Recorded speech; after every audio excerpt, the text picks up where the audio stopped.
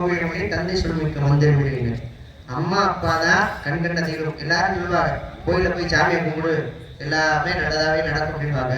எனக்கு தெரிஞ்சதை நான் சொல்றேன், கோயில போய் சாமியை கும்பிடுறத விட வீட்டுல உங்க அப்பா அம்மா காலில் விழுந்து கும்பிடுங்க. அன்னைக்கு போற காரியம் கண்டிப்பா நல்லதே நடக்கும். யாருக்கு அப்பா அம்மா காலத்தை விட்டு கும்பிடுறா? கையில பணக்காசு வந்துருச்சா கொண்டு போய் அப்பாவையும் அம்மா கொண்டு போய் அனாதரத்தில் சேர்த்துடுறாங்க. நம்ம உடம்புல உசுறு இருக்கிற வரைக்கும் தாய் தப்பனை பத்திரமா பார்த்துக்குவோங்க. ஏன் உங்கள்கிட்ட சொல்றேன்னா, அம்மாவுடைய அன்பு அப்படின்னா உலக மாதிரி, ஆனா அப்பாவுடைய அன்பு வானம் எல்ல மாதிரி. வானத்துக்கு இந்த வானத்தை தொடுற அளவுக்கு முடியுமா? எத்தனையோ விஞ்ஞானிகள் என்னென்னமோ பண்றாங்க, செவ்வாய்கிரகத்துக்கு போகணுங்கிறாங்க, சூரிய கிரகத்துக்கு போகணுங்கிறாங்க. இது வரைக்கும் இந்த வானத்தை போய் யாரும் தொட்டுக்காக தொட முடியாது. அதே மாதிரிதான் அப்பாவுடைய அன்பு. அப்பாவுடைய அன்புக்கு எல்லையே கிடையாது. ஆனா என்ன, வெளியே பார்க்கும்போது அப்பா முரட்டுத்தனமாவே தெரிவார். இப்ப பிள்ளைகளுக்கு பாருங்க, அப்பா பார்க்கும்போது வில்லனை பார்த்த மாதிரியே தெரியும். அப்பா என்ன பண்ணுவாரு, பிள்ளைங்க தப்பு பண்ணா அடிக்கத்தான் செய்வார், திட்டத்தான் செய்வார். சேரக்கூடாது அப்படியே அப்பா அடிப்பாரு. அடிச்சு புட்டு இவர் வேகாட்ட உட்காந்து அழுவாரு. என் பிள்ளைய அடிச்சு விட்டே, இந்த கையால என் பிள்ளைய அடிச்சேன், எனக்கே கை இப்படி எரியுது, என் பிள்ளைக்கு எப்படி உடைச்சிருக்கு அப்படி நான் பிள்ளைய அடிச்சு விட்டேன்னு சொல்லி வேகாட்ட உட்காந்து அழுவாரு. ஆனா மகன்காரங்க அவங்க அம்மாட்ட சொல்லுவேன், அப்ப வச்சுட்டு தக்காளி அடிச்சுட்டியா, காலை விட்டு மண்டை உடச்சு விடுவேன் அம்மா கிட்ட சொல்லுவியா. அப்பா உசுரோட இருக்கிற வரைக்கும் அப்பாவுடைய அன்பு இப்ப பிள்ளைகளுக்கு யாருக்குமே தெரியாது. அப்பாவுடைய அன்பு எப்ப தெரியுமா தெரியும்? அப்பா செத்ததுக்கு அப்புறம் தான் தெரியும் அப்பாவுடைய அன்பு. வீட்டுல தகப்பை இருந்தாருன்னா 1000 யானைக்கு சமம். வீட்டுல அப்பா இருந்தாருன்னா 1000 யானைக்கு சமங்க. ஆனா வீட்டுல தகப்பை இல்லைன்னு ஒரு கல்ல மட்டும் வாங்கி கொடுக்க கூட நாதி இருக்காது. அதனால அப்பா அத்தான நமக்கு ரொம்ப முக்கியம். ஏன் அப்பா பத்தி உங்களுக்கு ரொம்ப பெருமையா சொல்ல தெரியுமா? அம்மா கூட அன்பை வெளி காமிச்சிருவாங்க, என் கண்ணு என் செல்லா சொல்லி அம்மாவுடைய அன்பை வெளி காமிச்சிருவாங்க.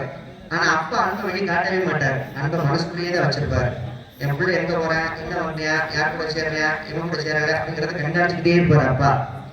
வீட்டுக்கு போனோடனே அவன் சாப்பிடாரு இல்லையோ, வீட்டுக்கு போனோன்னு கேட்கறது கண்டி பிள்ளை சாப்பிட்டாடி அப்பா கேட்கிற முதல் வார்த்தை. ஏன்னா நான் பிள்ளை வயிறு நிறையணும், அப்புறம் இருக்கிறத நம்ம சாப்பிட்டு கொடுப்போம் அப்படின்னு நினைக்கிறது யாருன்னா அப்பா தான்.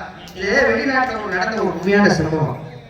யூடியூப்ல கூட நீங்க டைப் பண்ணி பாருங்க, உண்மையிலே வெளிநாட்டுல நடந்த ஒரு சம்பவம்.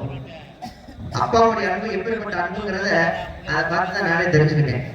பையனுக்கு 16 வயசு, பையனுக்கு 16 வயசு, அன்னைக்கு அவனுக்கு பிறந்த நாள். பையனுக்கு 16 வயசு, அன்னைக்கு அவனுக்கு பிறந்த நாள். அப்பா கிட்ட போய் பிறந்த நாள் பரிசு கேட்கிறேன். அப்பா எனக்கு 16 வயசு, எனக்கு பிறந்த நாள் இருக்கு, எனக்கு என்னப்பா பரிசு கொடுக்க போற? அப்பா கிட்ட பிள்ளை கேட்கிறேன். அதுக்கு அவங்க அப்பா சொல்ற, தம்பி உனக்கு 18 வயசு எப்ப ஆகுதோ அப்போ உனக்கு பிறந்த நாள் பரிசு தருவேன், அது வரைக்கும் நீ பிறந்த நாள் பரிசு என்கிட்ட கேட்கவே கூடாது.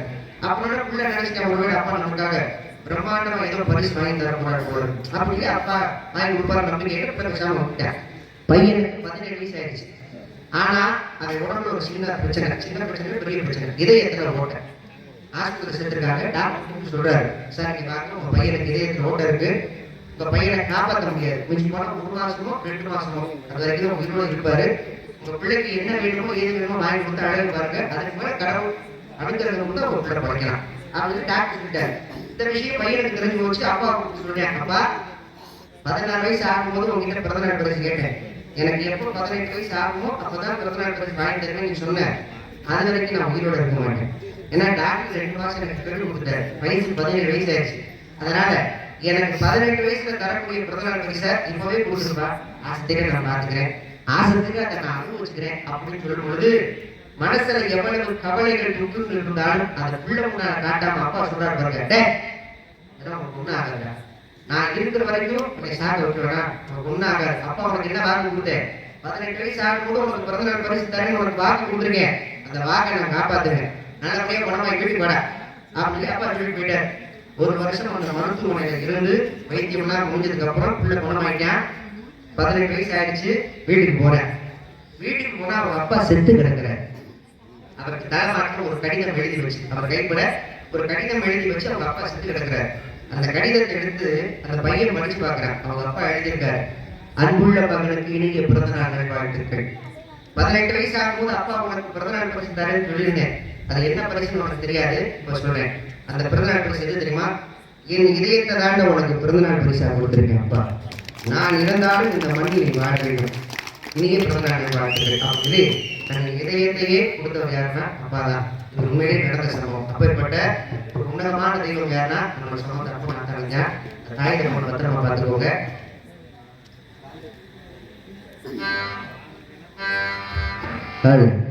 நினைச்சு